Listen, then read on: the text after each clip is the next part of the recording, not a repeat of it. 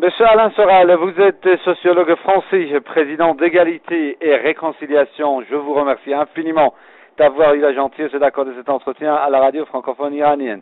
Le régime syrien bassiste, qui, je le rappelle, est un régime laïque et multiconfessionnel, et que systématiquement l'Occident, qui prétend défendre la séparation de l'Église et de l'État et qui prétend défendre effectivement la laïcité, mise en ce moment systématiquement depuis ces soi-disant révolutions de Jasmin sur des renversements violents par, comment dirais-je, des wahhabo-salafistes ultra-radicaux, stratégie qui systématiquement se solde par un régime religieux, théocratique, sunnite radical, violent, et par une persécution systématique et automatique et immédiate des minorités chrétiennes. Vous avez, en associant les deux questions, vous avez perfidement fait le lien.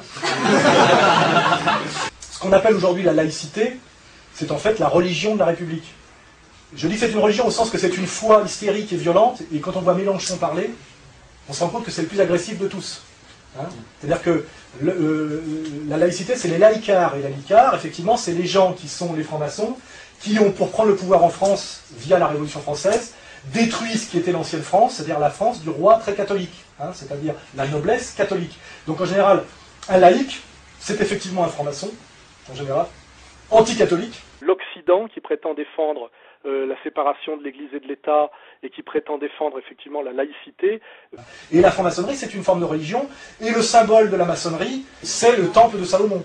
C'est le symbole de la maçonnerie. C'est-à-dire que la maçonnerie, c'est une laïcité bizarre qui renvoie quand même à du religieux, et qui ont plus à voir avec l'Ancien Testament qu'avec les évangiles, vous voyez. L'histoire de la République française depuis la Troisième République est très maçonnique, et c'est vrai qu'on ne le dit pas beaucoup, mais si on veut employer une métaphore, la maçonnerie est le clergé de la République. Mais c'est un clergé occulte. C'est-à-dire que les trois quarts des Français ne savent pas que finalement la République est une religion d'une certaine manière, c'est-à-dire qu'il y a une foi, il y a une croyance, un sens de l'histoire, les lumières, le progrès.